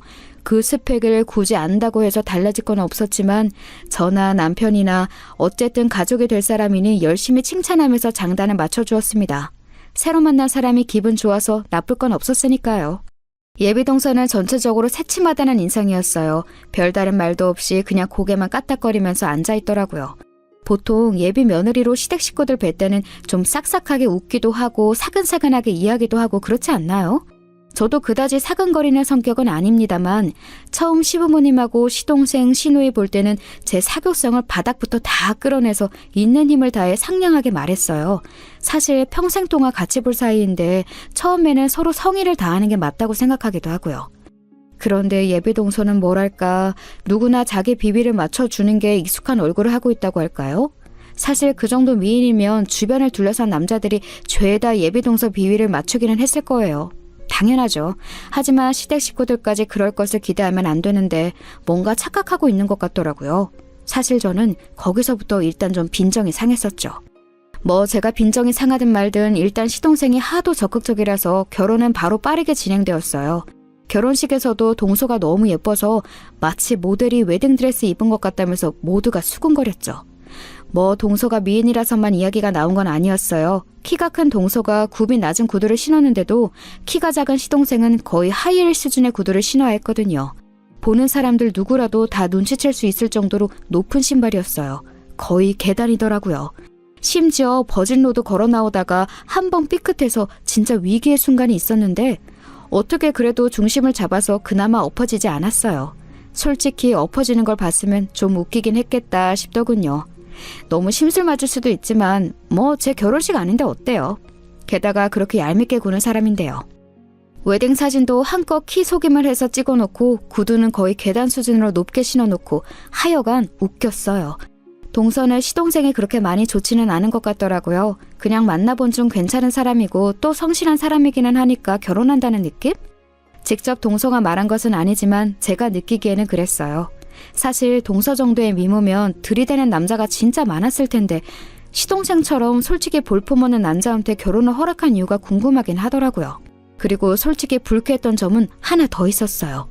동서가 시댁 식구들하고 만남을 가진 이후에 묘하게 저희 남편을 쳐다볼 때 눈길이 이상하더라고요. 뭔가 부러움이라고 해야 하나? 탐나는 시선이라고 해야 하나? 그런 거요. 남편 직업을 듣더니 더 시선이 강해지더라고요. 남편도 변호사, 저도 변호사라고 하니 이상하게 나를 세워서 절 쳐다봤고요. 그냥 제 착각이겠거니 하고서 넘기려고 했는데 여자 직감이라는 게 그렇게 넘길 수 있는 게 아닌 건 다들 아시죠? 아무래도 동서가 시동생보다는 저희 남편이 좀 더 탐나는 상대라고 생각하긴 하는 것 같더군요. 물론 제가 버티고 있어서 어떤 수작도 못하긴 했지만요. 남편한테 그 말을 했더니 펄쩍 뛰면서 무슨 그런 소리를 하느냐고 놀라기는 했는데 저는 꽤 예민한 편이라서 제 쪽이 결국은 맞았던 거였어요. 동서는 직업이 없었기 때문에 그냥 가정주부로 들어앉았어요. 시댁에서 시어머니가 같이 잘 지내보자고 맛있는 음식을 하시고서는 저 쉴 때나 퇴근 후에 부르시고는 했거든요. 동서도 그때 같이 부르셨는데 오기 싫은 기색이 역력하더군요. 그래도 결혼 초라서 용 빼는 재주는 없는지 꾸역꾸역 오기는 왔는데 시어머니한테 뭔가 태도가 예의가 없었어요. 시어머니가 같이 앉아서 식사하시는데 숟갈 드시기도 전에 이미 본인은 한두 수저는 떠서 먹고 있다든지, 시어머니가 과일 깎아주시며 그냥 그거 낼름낼름 받아먹으면서 자기가 어떤 뒤처리나 자리 정리도 안 한다든지 하여간 가지가지로 신경 거슬리게 행동을 하더라고요. 저한테 그러는 건 뭐 차마 넘길 수 있어요. 어차피 동기간이고 제가 형하고 결혼했을 뿐 동수하고 어떤 직접적인 관계가 있는 건 아니니까요. 시동생도 한치 건너 두치고. 그런데 시어머니는 아니잖아요. 시어머니는 정말 좋은 분이셨고 아들 며느리한테 제대로 된 대접을 받으셔야 하는 분이었어요. 그리고 부모 자식 간의 예의는 놔두고라도 같이 모여서 식사를 하고 다과를 먹는데 아무 일도 안 하고 입만 와서 날름날름 먹기만 하는 사회성을 대체 어디다 쓸 수가 있죠? 저는 대학 졸업 이후로 끊임없이 일을 해왔기 때문에 저런 식으로 사회성 없는 꼬라지를 보고 있기가 힘들더군요. 저는 그래서 하루는 동서를 따로 불러냈어요. 처음에는 자기가 왜 따로 나가냐면서 제 만담 요청에 아예 응하지도 않으려고 하더라고요. 어처구니가 없었는데 안 그러면 집 근처로 가겠다고 했더니 미적거리면서 제 직장 근처로 나왔어요. 저는 농담이 아니라 정말로 연차 내고 시동생네 집 근방으로 가려고 했거든요. 왜요, 형님? 둘러서 부드럽게 말할 수도 있지만 그냥 제대로 말할게. 동서, 요새 어머님께 하는 태도 좀 보기 안 좋아. 네? 저요? 그래. 어머님이 기껏 음식 준비 다 해놓고 부르셨으면 수저라도 놓고 뒤처리라도 하는 게 예의야. 본인 혼자 입만 가지고 와서 음식만 집어먹다 가는 거 대체 어디서 배웠어? 어머님이 손님 대접하겠다고 부르신 거잖아요. 제가 그냥 그 대접만 받은 건데 뭐 문제 있어요? 어쨌든 남이잖아요. 동서는 눈을 동그랗게 뜨고서 대들더군요. 좀 어처구니가 없었어요. 머리는 나빠 보이는 게 고집은 있어가지고 제 잘못한 건 생각하지 않고 덤비려고 들었으니까요. 어머님하고 그냥 손님 주인 사이로 남을 거야? 나중에 우리 시부모님 유산 자식한테만 남겨주실 건데 동서는 자식이 아닌 거지? 네? 뭐라고요? 지금 본인이 남이라며. 그럼 우리 어머님 아버님이 우리를 자식으로 배려해 주시는 거, 베풀어 주시는 거 다 받지 말아야지. 지금 동서네 집도 아버님이 해주셨지? 대체 무슨 생각이야? 남의 집 재산 이야기까지는 안 건드리려고 했는데 얄밉게 구니까 한번 긁어주고 싶더군요. 제가 비꼬듯이 말하니까 확실히 신경이 확 긁혔는지 동서 얼굴이 울그락불그락해지기 시작했어요. 아니, 머리는 나빠서 제대로 말도 못하는 주제에 왜 저렇게까지 못되게 구는 건지를 모르겠더라고요. 동서는 화가 나서 얼굴이 시뻘개져서 저를 노려봤고 저는 그게 그냥 좀 웃기기만 했어요. 솔직히 법조계 일하면서 동서 정도 되는 성질의 사람은 너무 많이 봤고 법정에서 맨날 하는 게 입씨름이잖아요. 동서가 뭐라고 하든 저한테는 그냥 우습게만 보이는 거였죠. 그러다가 동서는 저를 쳐다보더니 갑자기 이러는 거예요. 그 얼굴로 시아주버님은 어떻게 꼬셨어요? 뭐라고? 저는 귀를 의심했어요. 개념 없는 것도 없는 건데 무슨 10대 여고생 싸우는 것처럼 저런 걸로 시비를 걸다뇨. 남녀 관계에서 진짜 조금도 메리트 없을 것 같은 얼굴이잖아요, 형님. 여자는 어쨌든 외모가 제일 중요한데 남자들이 보통 몸매 좋고 예쁜 여자 엉덩이에 손이 가지 똑똑한 여자 엉덩이에 손이 가겠어요? 형님이 어떻게 결혼이나 했는지 의문이네요. 심지어 시아주머님 같이 괜찮은 남자하고요. 아이고. 다른 여자들하고 같이 앉아있으면 형님 진짜 선택 한 번도 못 받았을걸요? 운 좋은 줄 아세요. 시아주버님이 마음이 넓기도 하지. 동서는 저한테 한 방 먹였다는 듯이 의기양양한 얼굴이었어요. 저는 기가 막혀서 별로 대꾸할 가치도 못 느끼고 있었는데 말 다 했다는 듯이 일어나서 가버리더군요. 그런데 동서 말이 다시 생각해보니 조금 찜찜한 데가 있더라고요. 가만히 생각하다 보니까 저런 여자가 우리 시대까지 괜찮은 집안에 들어와도 되나 싶은 거예요. 저한테 어떻게든 엿을 먹이고 싶어하는 건 둘째치고라도 뭔가 뒤가 구린 느낌이 빡 드는 거였죠. 저도 하도 다양한 사건들을 접하다 보니까 뭔가 감지하는 감각이 되게 잘 발달했거든요. 어느 쪽이 구리다 하는 예감이 들면 거의 맞을 정도로요. 그래서 저는 뭐 그리 정당한 방법은 아니었지만 흥신소를 이용하기로 했어요. 법적으로 완전히 불법은 아닌 정도엔 사무실을 아는 데가 있었거든요. 남의 사건 처리해주다 보면 피치 못하게 흥신소 이용이 불가피할 때도 있긴 하고 해서 아는 곳이었어요. 그곳 사장님이 저한테 동서 이야기를 이것저것 물어보다가 웃더라고요. 저는 어쩐지 이거 좀 쉬울 것 같은데요? 그렇죠. 아무래도 저도 그런 예감이 들긴 하는데 알아보고 일주일 내로 연락드릴 수 있을 것 같아요. 금방 해드릴게요. 심각한 사건도 거물이 얽힌 것도 아니라서 흥신소 사장님도 재미있다는 듯이 웃으시더군요. 그래서 저도 그냥 가볍게만 알아봐달라고 그냥 동서가 어떤 사람인지만 알고 싶다고 이야기를 해두었어요. 그리고 일주일 뒤 사장님한테 연락이 와서 만나게 되었죠. 사장님이 내민 봉투 속 자료들이 흥미로웠고 제가 예상했던 바하고 거의 비슷했어요. 어째 아주 예쁘더라니 미인대에 나가기 전에 바에서 일을 했더라고요. 보통 바는 아니었던 거죠? 그렇죠. 그래도 터치 안 된다고 하는 모던바, 토킹바 이런 것도 아니고 그냥 대놓고 2차 나가는 그런 곳이었어요. 대단한 여자던데 이미 20살 갓 되자마자 일 시작했던데요. 그 업계에서는 너무 유명해서 별로 조사할 필요도 없었어요. 사장님이 조사한 바에 따르면 동서는 지방광역시 유흥가에서 제일 유명한 업소에서 에이스였다고 하더군요. 이런 소리를 제 입으로 옮기는 것도 참 웃기긴 하네요. 업소나들 사이에서 에이스라니. 아무튼 그래서 상당히 그 지방에서 유명한 여자였고 몸매도 좋고 미인이라서 미인대에 나가고 난 뒤에는 더 유명해졌다고 했어요. 원래 20 중반쯤 되면 벌써 유흥가 쪽에서는 퇴물 취급인데 미인 대회에 입상하면서 여전히 찾는 사람이 많았대요. 그런데 갑자기 딱 끊고 서울 간다고 사라졌다는 게 얼마 전이었고요. 그런데 더 웃긴 거 뭔지 아세요? 중학교 졸업사진이 대단하더라고요. 어디 좀 봐요. 사장님이 추가로 꺼낸 어느 중학교 졸업앨범이었는데 사장님이 동서가 몇 반 졸업생이었다고 이야기했는데도 한 30명 정도 되는 반학생 중에서 동서를 전혀 못 찾겠더라고요. 다들 순진하고 귀여웠지만 그렇게 눈에 띄게 예쁜 애는 전혀 없었어요. 사장님이 그 중에 한 여학생을 짚으면서 웃었습니다. 이 친구예요. 하지만 이름이 다른데요? 얼굴도 너무 다른데? 얼굴 뜯어 고치고서 개명도 한 모양이더군요. 아, 세상에. 자세히 보니까 얼굴이 남아있긴 남아있었어요. 코가 눌려서 약간 돼지상이라고 하는 그런 얼굴이었는데 콧대 세우고 눈 찢고 쌍꺼풀하고 뭐 얼굴형도 뭔가 한 모양이던데 제가 수술로는 잘 알지를 못해서 정확히는 알 수가 없었어요.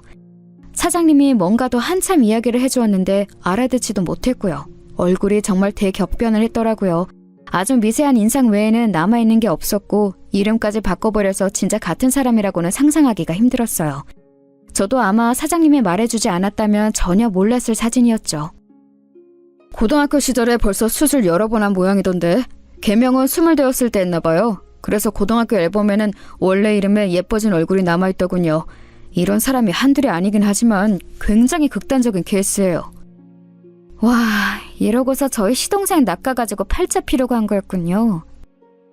네, 그리고 이게 진짜 좀 특이하고 욕해서 죄송하지만 미친년 같은 부분인데요. 고등학교 때 사귀던 전 남친이 나중에 호스티스 되고서도 물주 노릇을 했더라고요. 전 남친이 전 여친 몸 파는 거 보면서 돈 퍼부어준 거예요? 네, 일부러 아주 망하라고 작정하고 돈을 뜯어냈던 것 같습니다. 과정 보면 아주 미친년이에요. 사장님의 말에 따르면 동서는 호스티스 생활을 하면서 전 남친이 집착하는 동안 아주 효율적으로 돈을 빼먹었다고 하더군요. 술집에 나가는 전 여친을 보고 실망했던 전 남친을 꼬여내서 다른 남자하고 놀아나는 중에도 옆에서 지켜보게 하고 그러면서 또 입을 나불거려서 돈 없다며 돈 빌려달라고 해서 거액을 뜯어내고 그래서 제법 유복했던 전 남친 집이 휘청거릴 정도가 되어 결국 그 전 남친도 집에서 쫓겨났다고 했어요.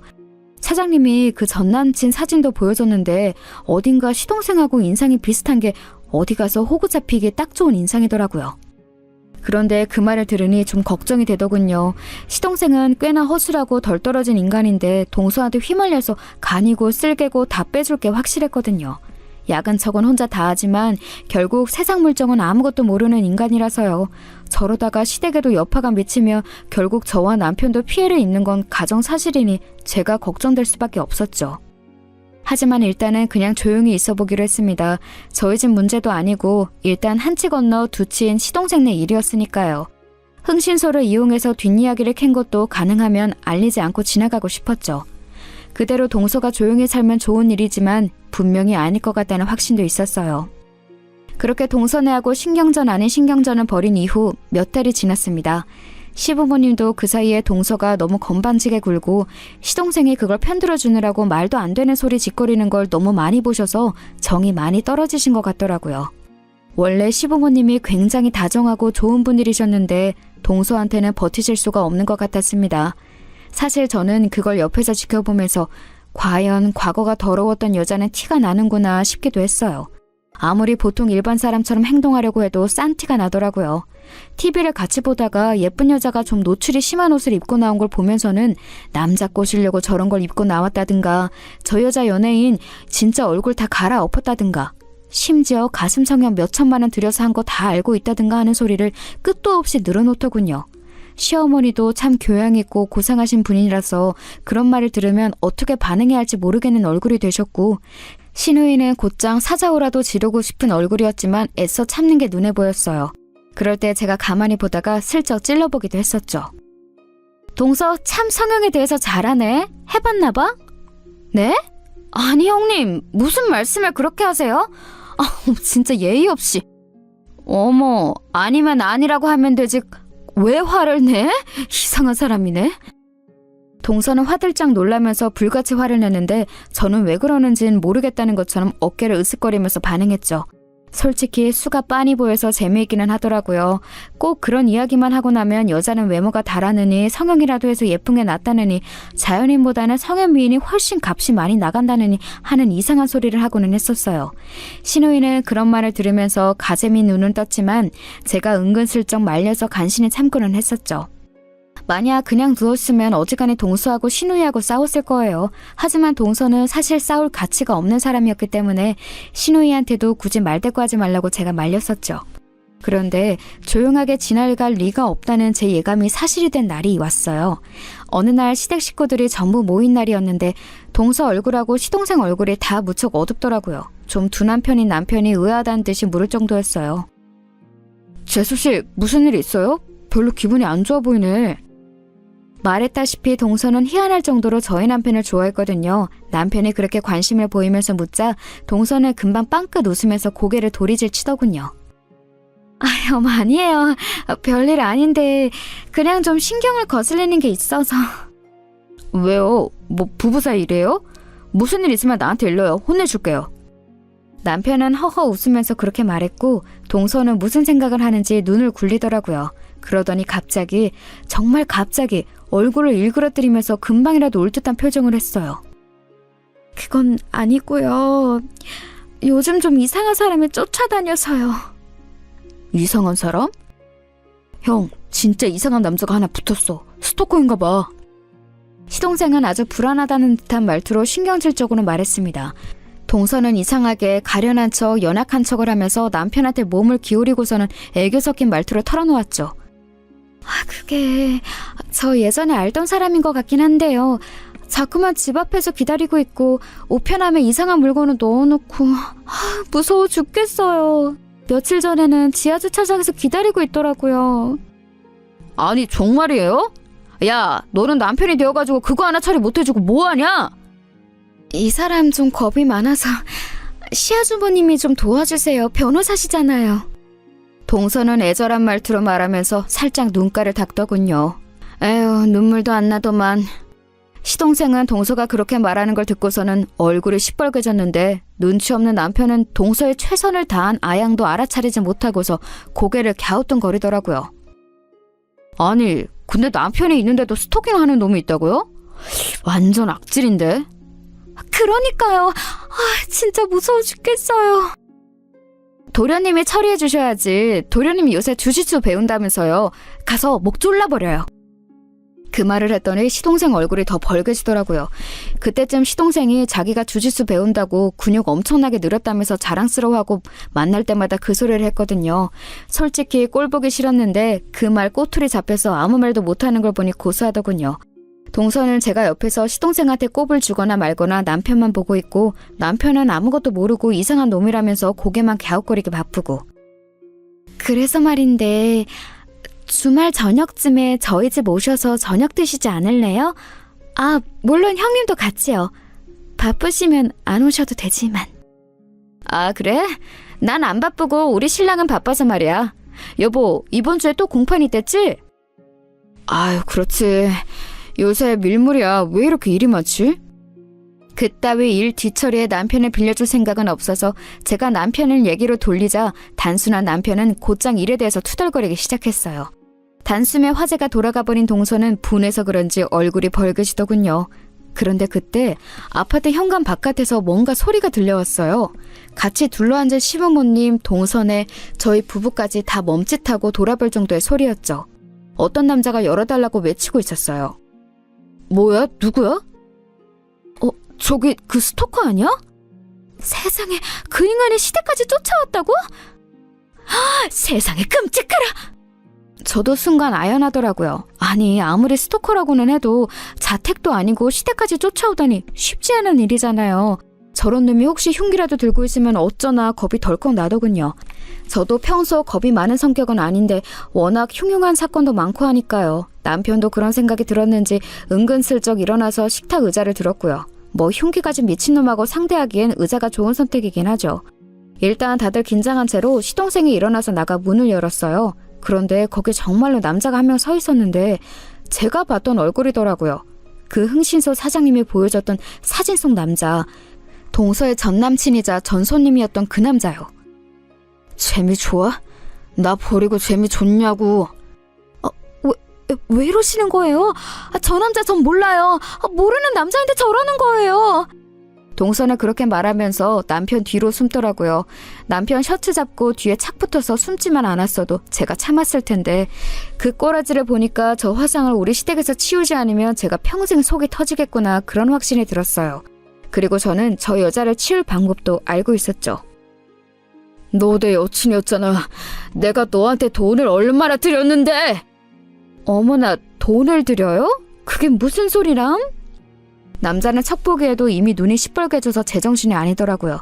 저 상태인 남자한테는 몇 마디씩만 던져서 등을 밀어주면 저절로 자살골을 넣게 되어 있었죠. 남자는 제가 있는 쪽으로 눈을 돌리더니 제가 말을 들어줄 것 같았는지 얼른 말했어요.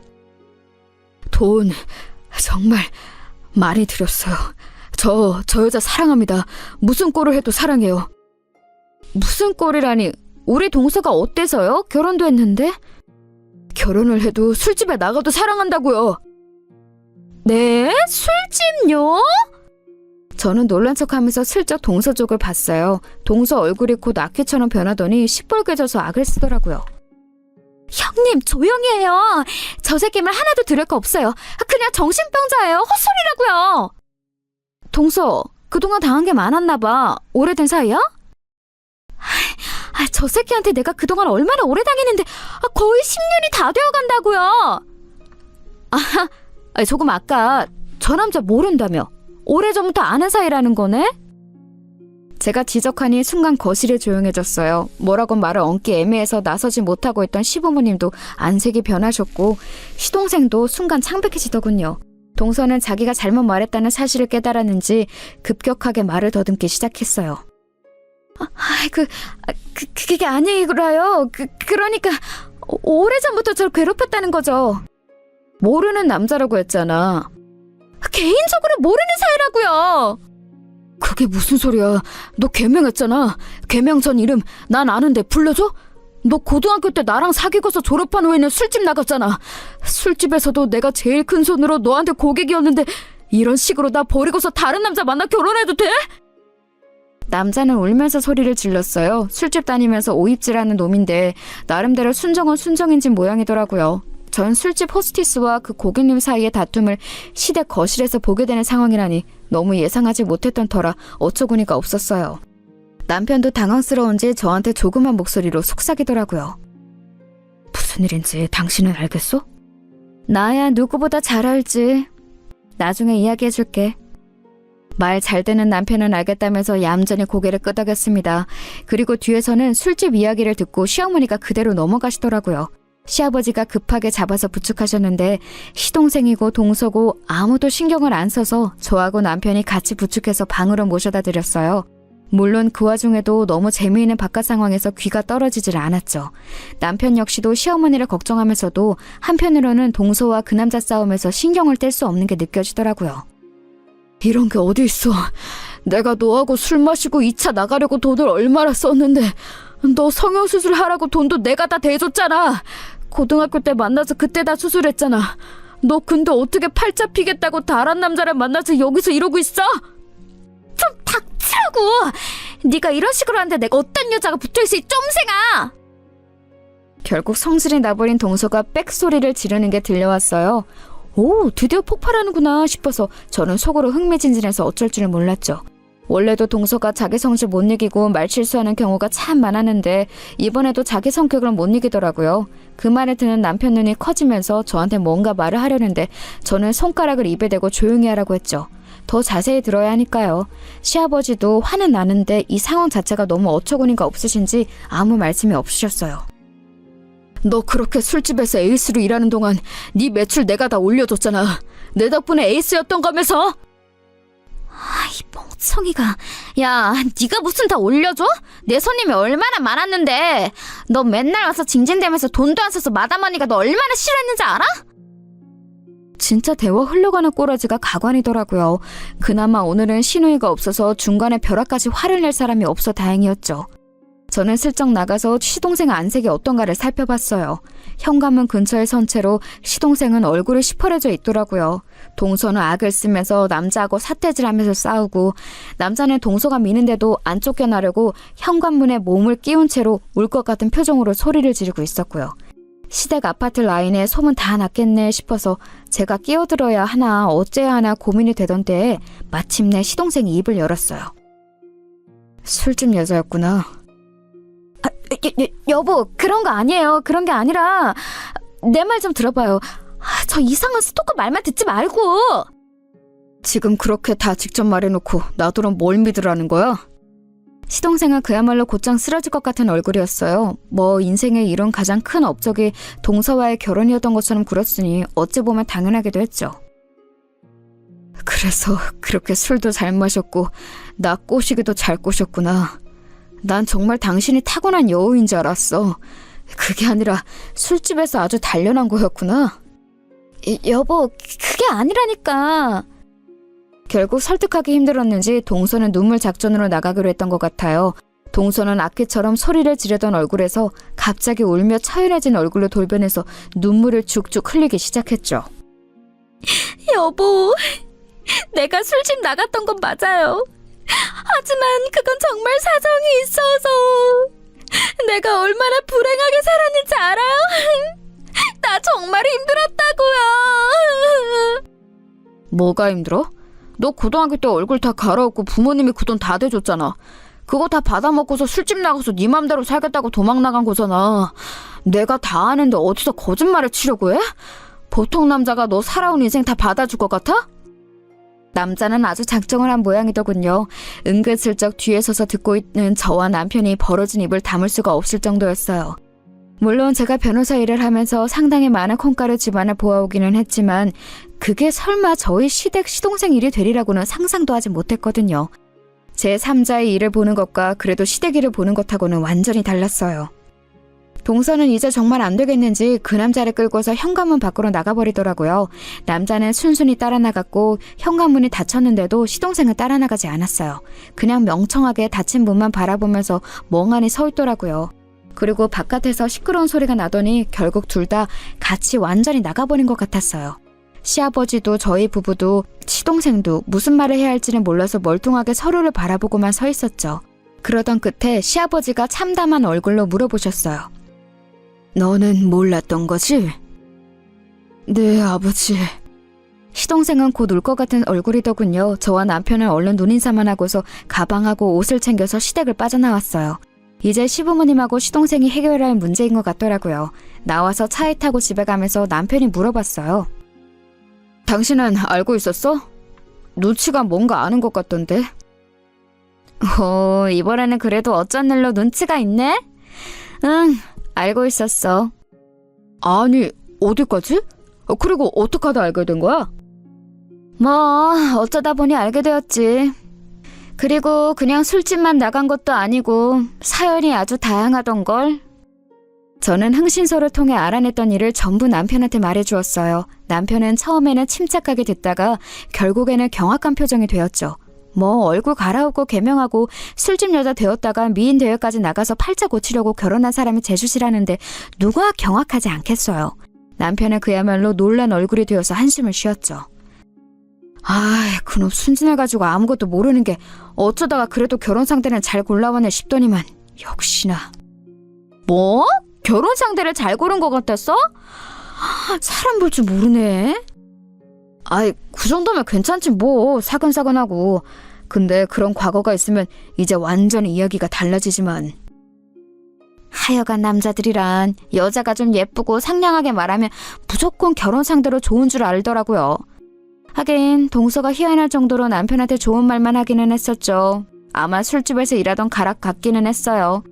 저는 남편도 시동생도 좀 한심하면서도 뭐 남자들이니 그러려니 해야지 싶었죠. 그 뒤는 뭐 뻔하죠. 다른 건 몰라도 술집에 나갔던 과거를 인정하는 남자가 어디 있겠어요.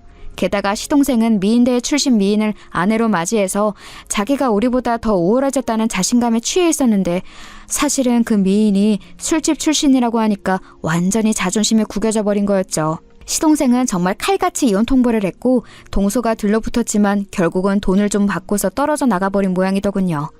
애초에 동서는 신분 세탁해서 팔자를 고쳐보려던 거였기 때문에 그냥 더러워도 돈 먹고 떨어지라는 식으로 위자료를 줘버렸더니 금방 협의 이혼에 동의했대요. 사실 동서가 과거를 속였으니 소송할 수도 있었지만 거기까지는 이야기해주지 않았어요. 제가 알 바가 아니니까요. 시부모님이 그 와중에 마음고생이 참 많으셨지만 그래도 협의 이혼으로 그리 시끄럽지 않게 끝나서 다행이었죠. 동서가 이혼하면서 끝까지 저한테 저주를 퍼부었다고 하긴 하더라고요. 그게 맨날 중간에서 회방을 놓았다고요. 못생긴 게 잘난 남편 만나서 사는 게 무슨 복인지 모르겠다고. 뭐 그렇게나 질투나고 부러우면 본인이 능력 있고 바르게 살았어야죠. 안 그런가요?